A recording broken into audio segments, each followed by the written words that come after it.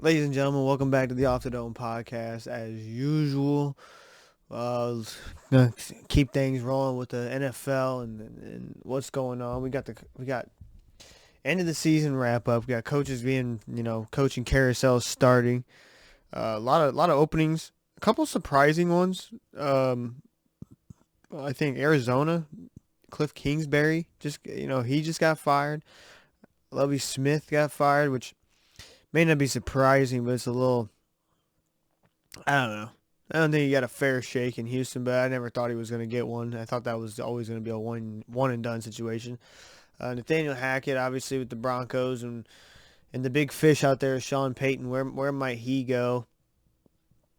I still think the Dolphins thing is still a possibility for some odd reason. Like I still think in the back of my head that could be a possibility. Matt Rule, Carolina, Indy, they've already been settled and done with. That's a possibility for where are these coaches going to come from? Who's going to fill these spots? I think the big one was Cliff Kingsbury and the Cardinals being fired. I kind of didn't see that one coming at all. I mean, they haven't played well, but it just him coming from the coaching ranks didn't really transition very well, I don't think. So never really met the expectations that were there, even with bringing in DeAndre Hopkins and all that. It just seems like it didn't fit, and I don't know about Kyler Murray. Um, so we got the coaching carousel going around. A lot of big games just happened. The playoffs are set. We know who's in the dance. We know what the matchups are. And I think the way we're going to do this is we're going to talk about it. I'm going to save some of this. We're going to talk about the matchups a little more. But I think we're going to save it. We're not going to talk about all the matchups now. I want to talk about the games and kind of my thoughts on the games. And then, of course, we just had the national championship get done. The fucking Georgia Bulldogs they talking about not being the hunted, but being the hunters. They fucking were hunting from the get-go. It was early and often. Yikes. I mean, they look like some dogs. They weren't just dogs. They were some dogs. I mean, that was a fucking ass whooping. That wasn't anything other than them whooping that ass. And they opened up a whole can of whoop ass. They opened up a whole case of whoop ass. It wasn't just a can, it was a whole case of whoop ass. And it looked like TCU, they just, too much for them. They did their thing against Michigan, and like we had said, Michigan kind of beat themselves. But we'll get into that and a little more. I want to start with, let's start with the coaching carousel. Let's talk about the teams. The openings that have happened in all these games, and Sean McVay even too. We didn't mention Sean McVay. We'll start there, kind of the biggest one. Going from Super Bowl winning team in the Rams and to bouncing down now to a team that won 5 games. They finished 5-12. That's a big drop off. And what the thing is they bought into winning now. It was a win now scenario. That game against the Seahawks, they actually put up a really good fight. For 5-11 team, they thought, they did play tough. They didn't quit. I don't know if that was maybe they thought this would be McVay's last last game. But, last match, his last fucking UFC fight. He's about to have a WWE match, about to have a SmackDown versus Raw. No, the last game he had, maybe they thought that was the case, and they're gonna go out and they respect coach, but they have put this team in such a bad position now. If he just leaves, that looks so bad on his part. Just if he just takes off, because the position they put him in, they don't have any draft capital. They have no draft picks for the next they don't have a first round pick for the next 2 or 3 years, something like that. Like they don't have draft picks for a hot second now, which is a little concerning. Rams, let's see, because this is going to be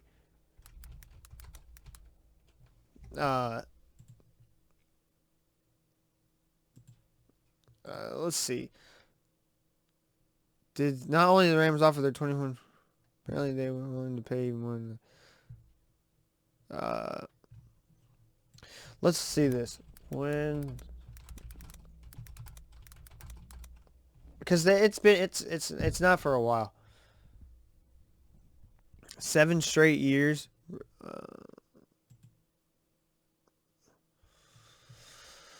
And they were trying to get Brian Burns. I mean, they don't have a draft pick, first round draft pick, till 2024. So they've already gone 7 years. They're gonna be going on 7 years, be 8 years before they have a first round draft pick. They're doing it all through free agency, which is wild. And you thought they had a real shot, but the problem is when you do something like that, if a veteran gets hurt, it's done for. You're done for. Look at Stafford goes down, and they're not capable of winning games. I mean, they had too many problems, and then you don't have enough young guys to fill that spot, like a Brock Purdy. The 49ers are kind of like the total opposite. Like they have all these pieces now that they've gotten, and I'm not saying they drafted everybody because they certainly didn't draft Christian McCaffrey, but the main point is it's just tough when you have no draft guys. It's easier to have a bunch of younger guys and okay, maybe this guy fills in better than this guy, but when you have nothing but veterans, there's more chance. Not that a young guy can't get hurt, but it just seems like it's a higher risk than reward. It's a bigger risk reward scenario, and you see it paying off. The reward was they won a Super Bowl and they thought they'd have a chance at 2 or 3. But it's just not realistic. It's so hard to get. It shows you it's so hard to get to the Super Bowl, and now you're not having first-round draft picks, which is so valuable, so valuable. I mean, draft picks are so valuable. That's why they're used all the time to get these players. The draft capital is very important. Getting a young guy in your roster and getting in your team and growing them from the ground up and having them for many, many years is a huge thing, and especially when you're not paying the money. They're in such a cap bind now because you're paying Bobby Wagner, Jalen Ramsey, Aaron Donald, Matthew Stafford. I mean, there's a lot of money tied up in just a handful of positions that you can't be great everywhere else unless you are really good at finding these diamond in the rough cats that are out there, which some people can, but it's like, now you're stuck with the Baker Mayfield, which he didn't get there till late. That had nothing to do with him. I mean, they just weren't. It just wasn't it when Matthew Stafford went down. The guys they had, who was it? Was it Perkins? They had Perkins that they had going. They just wasn't an ideal scenario. But I say all that just because it's kind of bogus if he then leaves. No one's talking about how it like he's just gonna leave. Like, oh, okay, Sean McVay gets to go now. He won him a Super Bowl. So, well, damn, he put him in the situation where they can't draft nobody now. Like, life after him is now hard as shit for no reason. I mean, ain't fair to the Rams, kind of doing them dirty like that, but he wants to step away. He said he's not done coaching, though, because everyone's speculating, no, he's just going to do TV and then he'll come back. I mean, he is the youngest coach to win the Super Bowl. Great coach, great offensive mind. I'm not trying to dog Sean McVay by any means because I think he's a great coach, but kind of leave him out to dry with what they've done with that team and then to not even really leave him with anything, no meat on the bone after him. And Stafford says he's coming back, whether McVay comes back or not, which, all right. I'm down. I like Stafford. I think he was a great quarterback. I think he just, he got hurt. What can you do? You can't stop injuries. I mean, you're hurt. But it throws a wrench into the season for him. So, and their window is not very big. And, with Aaron Donald contemplating whether he wants to retire, I mean, how long is Jalen Ramsey? He kind of got cooked all year in coverage. I mean, still a serviceable corner, but he kind of got worked this year a little bit. It was not his old lockdown self. So, it'd be interesting. If that job comes open, I wonder how interesting it would be for Sean McVay. Would that be tantalizing enough for him to go over there to take that team over and win with that team? Because I think it could be done. It's just going to be, well, how do you get pieces in there with what room they have, with what they got? Let me see cap. Yeah, they're looking at about 2.9 is their salary cap. Damn, dog. I mean, they're going to have to make some space. So their roster is going to be what the roster is. I mean, they could get a few guys in there, but so does Sean McVay does Sean Payton rather go there and take over what he leave if he does leave? To me, I think it's between the Broncos as it stands. I don't think he's going to take the Cardinals. I don't think he would go to Arizona because what's so good about Arizona? I don't think their roster's ready. I think they're in a rebuild. So I think the next coach that goes there is going to be there for 1 or 2 seasons. He's going to be there for the majority of the rebuild, and if it goes good, he's still going to get fired, and they're going to have to end up. Then they'll bring in the big fish coach that they want. You know what I mean? It's almost like the next coach is going to be the Lovie Smith, who's gearing him up. Well, Lovie Smith geared him up. Now they're going to be set up to go draft the second pick in the draft, which with the Bears being number 1, they weren't too concerned because I'd have to say that's why the Texans weren't too concerned about winning or losing the game because they know the Bears are not going to draft a quarterback. They're not going to take C.J. Stroud. That's all them. That's all on the Texans. If they want to go get C.J. Stroud, they're going to be able to get whatever quarterback they want, basically. I think the Bears will probably end up with Will Anderson. And then, I mean, which isn't a bad pick. And then, which I'm not going to really start talking about draft, but I'm just saying. And then they'll be able to get whatever quarterback they want. So, to me, it was a win-win scenario for the Texans. But, I mean, I think that's what's going to happen for the Arizona Cardinals. This next coach is going to be the Lovie Smith. And whether it's 1 year or 2 years. Because I don't know what's going on with Murray. I think now he's kind of proven himself. Just injuries. I mean, but he just got paid, so you're stuck with him, and now he's having injuries. He's only 25, but he's got that whole 5'10" thing going on. I don't know. I'm not even sure Murray's the guy. That's what's scary. He doesn't seem to, I mean, what more did they need? I think their running game is they need help in the running game. It's going to be just a complete overhaul. I think the offensive line needs reworked. They have some issues. They try to bring in some guys to try to compete now. But within that division, you got the 49ers who are scary good, even with Brock Purdy who, boy, he's something else. We're going to talk about that. You got the Rams who could easily be back to their old selves next year, with that roster coming back. And if Sean McVay comes back, they could be just as good. And then the Seahawks who are in the playoffs right now and with Geno Smith, and no one even saw that coming. So with that team, with what they got, they were supposed to be kind of the bottom dwellers of the division. And that turned out to not be the case at all. So it's going to be interesting to me with the Cardinals. I think they got a lot to kind of prove. They've got a long journey ahead of them for me.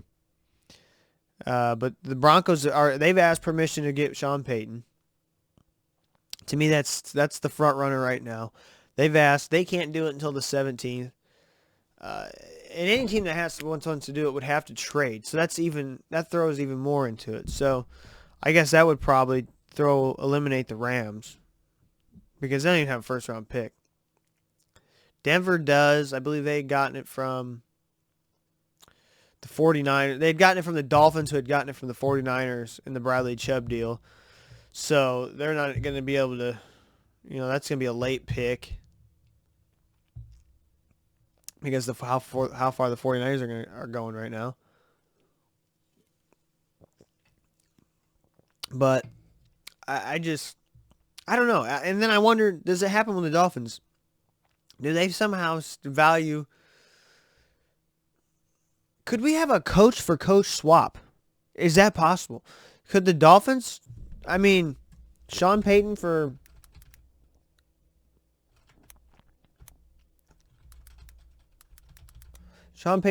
hold on.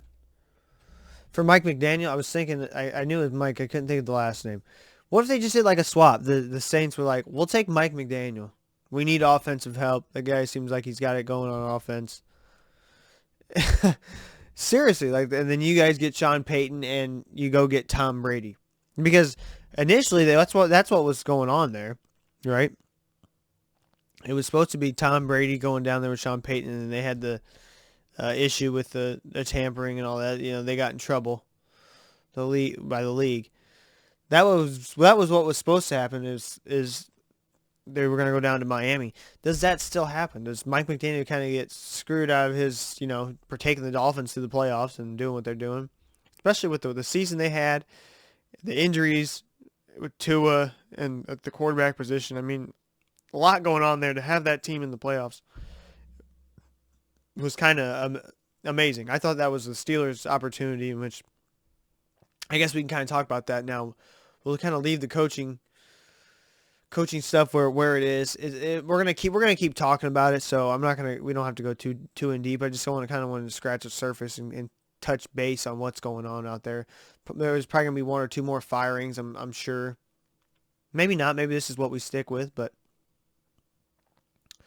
actually, I don't even know what team would fire their team. But let's talk about these games. Dolphins, Jets. That was the big one, right? They're trying to get in. They get in because the Bills lose to the Patriots in a historic, kind of a historic game with what had happened, right? The whole Damar Hamlin situation goes down, in which we just got breaking news. He's going back to Buffalo to finish his stuff, his recovery, which is awesome. So we'll give round of applause for that, right? Like, and that sounds like a smart, like that sounded goofy, but no, like seriously, round of applause.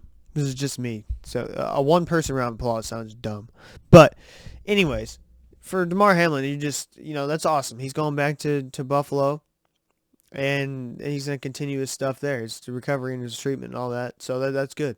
That's a step forward in the right direction. But he couldn't have scripted it any better.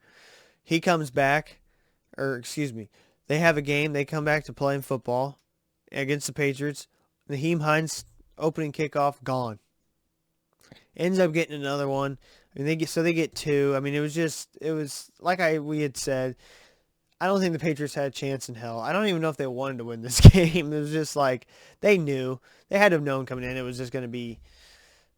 They didn't have a shot, right? I mean, the Bills Mafia is fired up. They were all fucking going nuts. They're all on the Damar Hamlin. They're off there for him. And then what happens? Opening kickoff, Naheem Hines gone. He's just to the fucking house.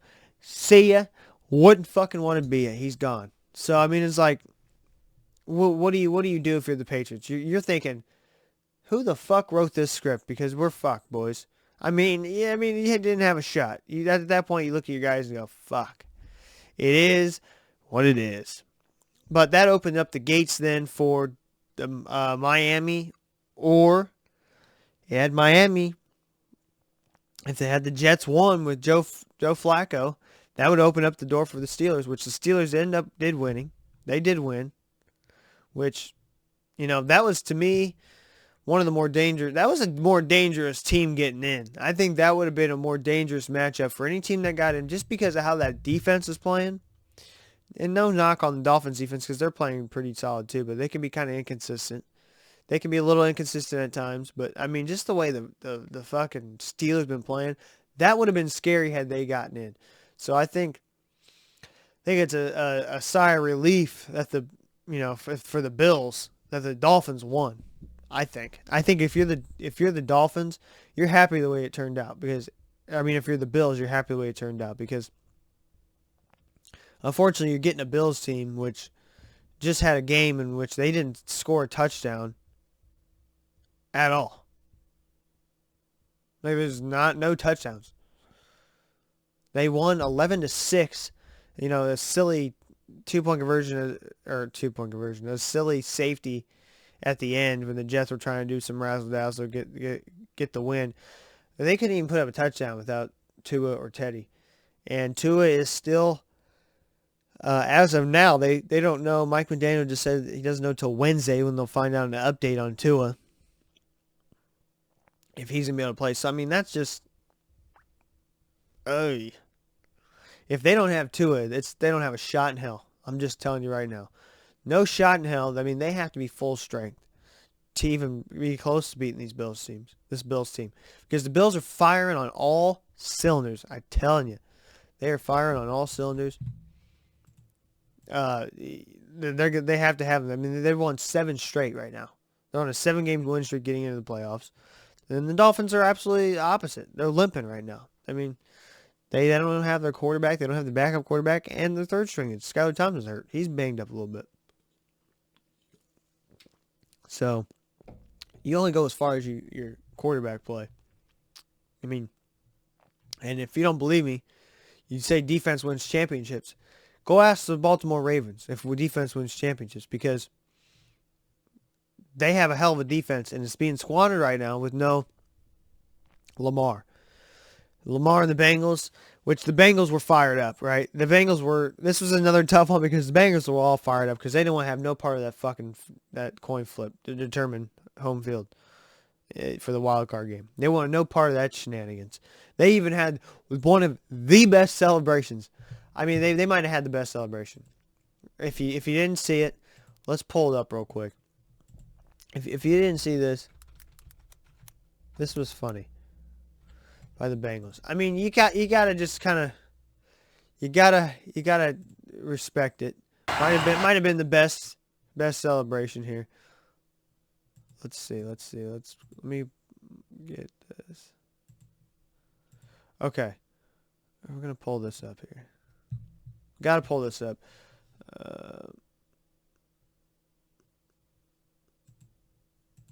Okay, hold on. We're gonna pull this up now. All right. Let's take a look at this here. All right, so we got, and you knew they might have something for this, but they get in, touchdown. Wait for it. Yes, sir. The old coin flip. Joe Mixon gets the coin flip. You gotta love it. Oh, that's good stuff. I mean, you gotta. Yep. There it is. I mean, gotta love it. They poked fun with it. They knew, but they're fired up. They didn't want it. I mean, that's forever gonna go down as one of the best celebrations. I mean, NFL wanted to come out with a coin toss. They're like, here's your fucking coin toss right here. Fucking love it.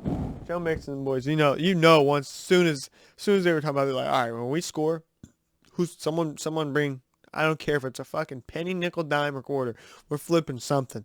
I don't care if it's a fucking Chuck E. Cheese token. We're flipping that bitch. Someone bring their old school Chuck E. Cheese token from back in the day. We'll flip that mug, and it don't matter. But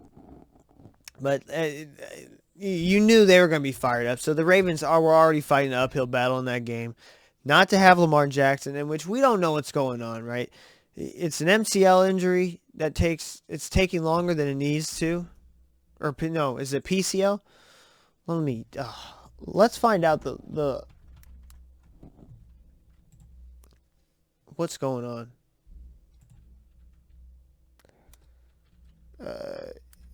Why is nonsense coming up? All right, here we go.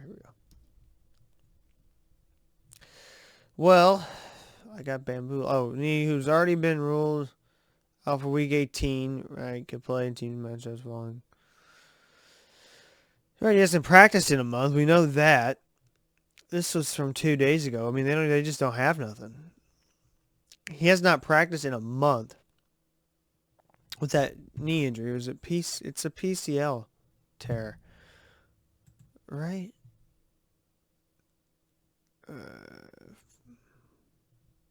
Nothing here new. This is all old. This is all old stuff. So it's so up in the air right now.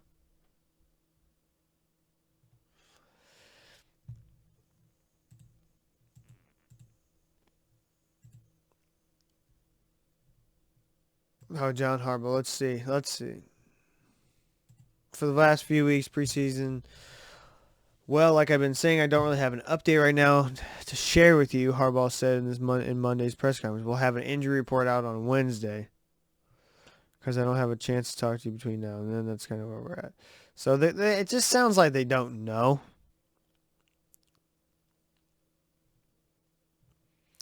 Yeah, and I'm not even seeing what it was. I wanted to say it was a PCL because it wasn't going to be that long. But it wasn't supposed to take this long. And they've had to go with Tyler Huntley, which just hasn't gotten it done. And then they went with Anthony Brown in Week 18 because Tyler Huntley is dealing with tendonitis in his shoulder. Well, how are they going to give me the update for that too, but they can't give me an update on Lamar. It just says knee. Okay. But either way, defense is only going to get you so far. That's the whole point of that. Defense is only going to get you so damn far for the Ravens. And I love their defense. Since Roquan Smith has been there, they've been fucking lights out. I mean, they have been lights out. And that's what's going to keep them in games. But if they can't get off the field and their defense is constantly on, it's not going to matter. So, what were the other games? Big games. The Chiefs and Raiders.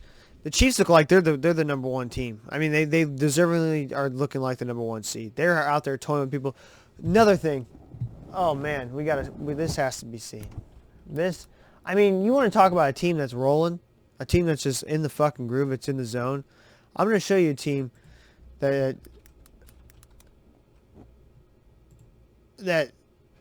is rolling and feeling good about themselves.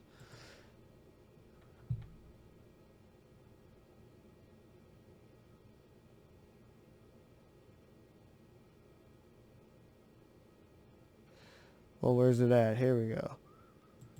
Okay. A team that's really feeling themselves, this is what they do right here. Look at that. That's the look right here. That's the look. That's the look right there. That looks like damn.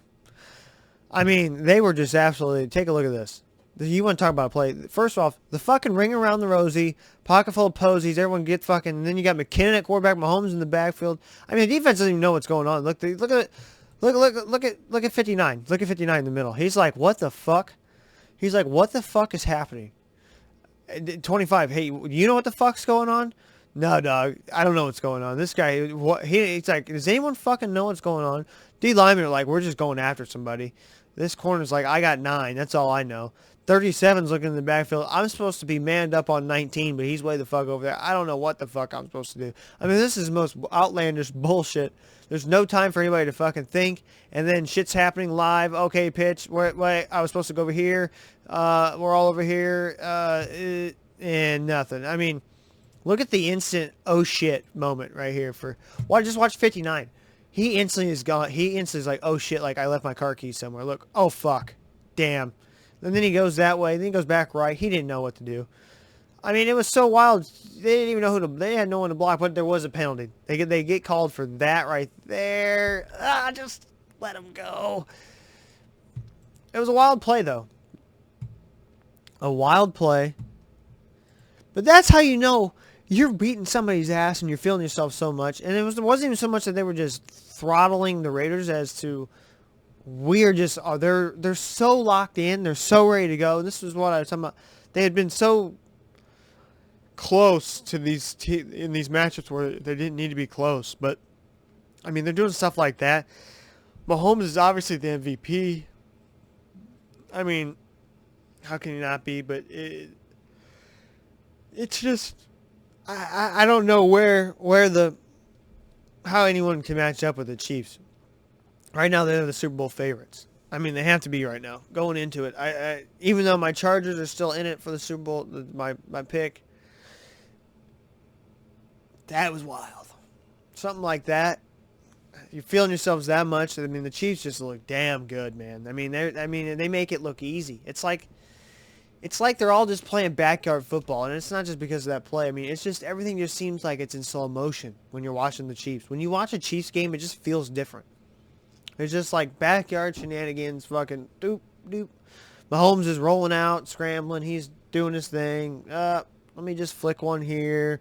We're going to do this. Let's try this play out. See, I mean, it's like backyard football. It's like backyard football, to be honest, for these guys. And on the other side for the Raiders, they're just a few pieces away. I mean, they really are. They get the quarterback position right now because they're moving on. I don't know if Stidham's the guy. I don't believe that Stidham is the guy. I thought Derek Carr was serviceable, but obviously him and McDaniels were not on the same page. But you get that quarterback position, you're talking Devontae Adams, the best wide receiver. I mean, he really doesn't have a choice in where he's going to go now because he's locked in on that contract, even though he was wanting to play with Derek Carr was the whole point. So you got the best receiver in the league. You got Hunter Renfrow, who's a great fucking slot receiver. Darren Waller, one of the best tight ends if he stays healthy. This, obviously he had an injury year. His was one of the best tight ends. I think the offensive line is solid. Derek Carr didn't get sacked hardly at all. They had the leading rusher in the league. So the offensive line's solid. Defensively is what they need. They just need help on that defensive side. They have a lot of pieces, I think, that are up this year that are done with their rookie contract. So, I mean, truthfully, the Raiders are in a good spot. They're just, injuries kind of got them on, and slowed down their offense, and their defense wasn't good enough to sustain games. So, but I think they're really close. They just got to figure out the QB spot. And to me, I don't know if this Derek Carr move was kind of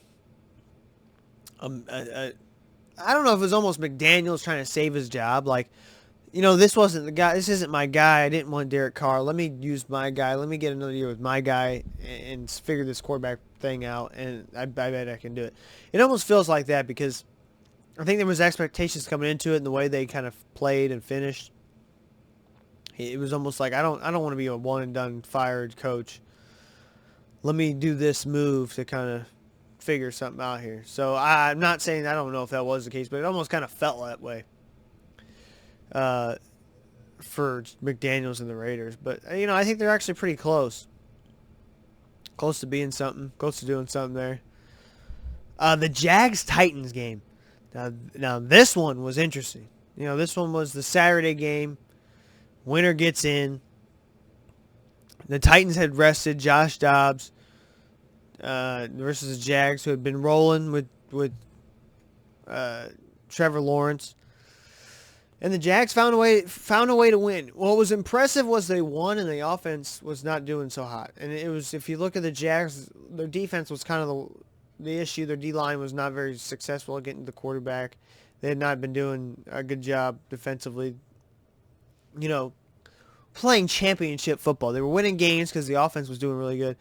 Then now you look at a game where they just could not get it figured out on offense, and the defense stepped up. That's what winning teams do. That's what championship teams do. I'm not saying they're a championship team, but that's what championship teams do. They find a way to win. When things aren't going their way and you're like, shit, here we go. This ain't good. They still find a way to win. And it was the defense. The defense, that big fumble, that strip sack, scoop and score, that was huge. They looked awesome. If they can win games like that, different ways, they could be a first-round misfit for the Chargers. It really could. I mean, that's going to be a fun matchup, I think. I think that's going to be a really good matchup. And we'll preview all the games once, further down the line here. But, that was a pretty good one. I'll say Josh Dobbs and the Titans did hold their own. Mike Vrabel had them playing up to fucking par. They were ready to go and just couldn't pull it off. I mean, you're in a situation where you didn't think you'd be in. Starting 7-3, then losing 7 straight games, I believe it was, to finish 7-10. Jags took it. Someone had to win the division, kind of like the NFC South, the AFC South. Someone had to win that division, and it was a close game, a fun game, a really exciting game. As I'm going through a yawn, it was a really exciting game, just for the fact that it just. And if you're Trevor Lawrence, I mean, it was really close. It was what made it so exciting, but not a lot of points put up. But if you're Trevor Lawrence, there was a lot of stuff you left like wide open passes. I mean, that one touchdown pass, dude was fucking wide open in the end zone. He just has some issues with the accuracy every once in a while. It's like it creeps back in. It kind of looked like last year Trevor Lawrence. He's got to keep being this year's Trevor Lawrence, where he was doing a hell of a fucking job putting the ball where it needed to be. His accuracy on the deep throws, like he leading his receiver out of bounds on that one play towards the end of the game. Just little things like that he's got to shore up, because when the playoff times is, you got to be as close as perfect as possible. No one's perfect, but you have to be as close as perfect to where one little blemish you have doesn't matter, because it's the team that makes the least amount of mistakes in the playoffs that move on. It's not the teams that don't make mistakes, because you're playing against one of the better teams. It's the teams that just don't make. They make only, the first team to really make a big mistake could be the only mistake in some cases. Could be the only, make or break mistake. Good teams like that don't make a lot, but they're going to make some, especially with these defenses that you got in these playoffs. It's going to be a lot of fun matchups. We got the 49ers dominant. Other than a couple hiccups they've had against that Raiders team, that was like, what the fuck was that?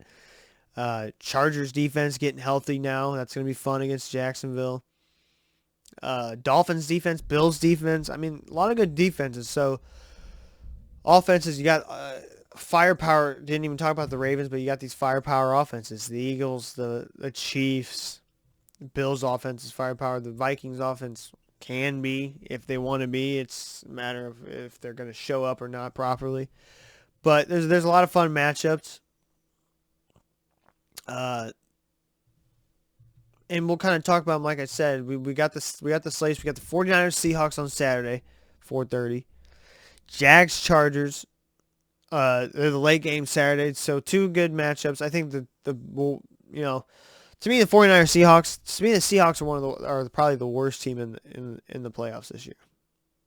Depending on what the Dolphins get at quarterback, they're the weakest team. I shouldn't say the worst. They're the weakest team in the playoffs. Going against, to me now, moves up to the NFC favorite. I think the 49ers have to be the NFC favorite. We're going to talk about what they got, what's going on, and all that stuff more, but and then in our next episode. But in the next episode, I just think the 49ers have done so much. I mean, even with Brock Purdy, I don't know, man. Brock Purdy could be the next fucking Tom Brady. That might sound crazy. He could be the next Tom Brady. No one knew who the fuck this guy was. Granted, in college, you might have heard of him. No one thought this dude was anything. Going from Mr. Irrelevant to what he's doing right now, they're talking about him winning Rookie of the Year, which seems crazy to me because he hasn't played that much. But this kid could be the next Tom Brady. The one that nobody's talking about. And then all of a sudden, and I know he's in a very, very QB-friendly system, but that doesn't matter. If you watch the tape, him rolling out, I mean, just what he does is Patrick Mahomes-esque. I'm not saying he's Patrick Mahomes. It's Patrick Mahomes-esque. What he's doing. Getting out of the pocket, making plays. It's not just some guy dumping off in an easy Kyle Shanahan system with a lot of weapons. No, there's a little more to that. For sure. For sure there's a little more to it. But we'll kind of talk about all this at the preview and all the games. We're going to preview all the games. The Vikings, Giants. On Sunday, we got Bills, Dolphins, Vikings, Giants, Ravens, Bengals. And then we get a treat on Monday night, Bucks, Cowboys. And the Bucks hosting that game because they did win their division. Even though they're 8-8, And the Cowboys are... They finished 12-4. Cowboys finished 12-4. 12-5. And Bucks 8-9. And I'm thinking, there's extra week now. You used to be 8-8. Now you can be 8-9. And then wrap things up with, national championship. There's not really much to be said. I mean, Georgia just kind of beat their ass. And there's really, I mean, they just took it to them. They ended that game in the first half easily. It was done by halftime. It was truthfully done earlier than that, but you got to give credit to TCU. They to me, they shouldn't even have been there. Michigan should have been in that national championship, which I'm not saying they would have beat Georgia, but they should have been there. Michigan just had beaten themselves, and we had talked about this in the prior episodes. The turnovers, the missed opportunities in the red zone in that game against TCU. They just beat themselves. Pick sixes they had, 2. I mean, a lot of points they left on the board and gave up to TCU. So, but you got to give credit to TCU. They just found the matchup. In Georgia, to me, it's a new, they have the blueprint. They're the new blueprint team to be right now. You want to be the Georgia, but it used to be everyone wants to be Alabama, and Alabama's the NFL machine factory. Now it's Georgia. I think in a few years, it's going to be, next year or two, it's going to be Colorado. I think Colorado and Deion Sanders are going to shake things up. And he's going to start getting all these guys wanting to play for him and going to do big things, I think. So, be interesting to watch out for that. But, I mean, Georgia handled their business. They looked tough. First team to ever go back-to-back in National College Football Playoff Championship, to win it all back-to-back. Did it in a fashion that it really just took it to them. Didn't even really keep the game close at all. Other than, the only touchdown TCU got after, that first touchdown. Then after that, Georgia stole a show and ran away with it. They were some dogs. Some real dogs. But just credit to Georgia going out and winning the thing. Doing a damn good job. Really not, I mean, there's just not much to be said. Stenson Benton was fucking absolutely lights. I mean, just absolutely lights out. Couldn't have played a better game. I haven't even... We'll look at the stats together because the game just got over. I haven't even seen the stats. 65-7. Who guessed that? I mean, no wonder the over-under was, 13.5? I don't know if it finished there, but Stetson Bennett, 18 for 25, 304, 4 touchdowns. I mean, it's just too easy. It wasn't much of a contest, unfortunately. It was just a good old-fashioned ass-whooping. 17. This is what they scored. The lowest they scored in a quarter was 13 points. 17, 21, 14, 13. Yikes. That's... Whoa. I mean, god damn. Georgia, to me, is... They're the new Alabama. They're the new benchmark college football program. The team that everyone wants to try to become. What everyone wants to be. What they want to do. That's it right there. But we're gonna preview some of these games. We're gonna preview all these games, playoff games, what we like, what we don't like. We're ready for all the playoff games. So I hope you guys are ready. We got football. This is the best fucking time of year. Playoff football. Playoffs? Yes, it's playoff football time. I'm fucking excited. My Dirty Birds aren't in it. I want to talk about my Dirty Birds, actually. We're going to wrap this up talking about the Dirty Birds. I want Tyler Algier for Rookie of the Year. Offensive Rookie of the Year, Tyler Algier. I'll put it up with anybody, and we're going to talk about this a little more too. With a guest I got something for y'all. We got a guest on. We'll be having my boy Tate on here coming on. He's another Falcons fan. We're going to talk about these Dirty Birds a little bit more. I want to save some of this. That's why I didn't want to get into it, but I'm dying. Tyler Algier is Rookie of the Year. The future is bright for Atlanta. If you're a Falcons fan, we're going to be talking about that and a little more. Drake London, Desmond Ridder, is he the man? I think he deserves a shot. I think he deserves a hell of a shot. He looked damn good the last 2 games. Drake London, he's got the hands. When he's catching the ball, just got to hang on to it. Don't fumble the fucking ball. But hell of a young future. The future is bright for Atlanta. They got a lot of young talent. But with that being said, as always, I love y'all. Peace.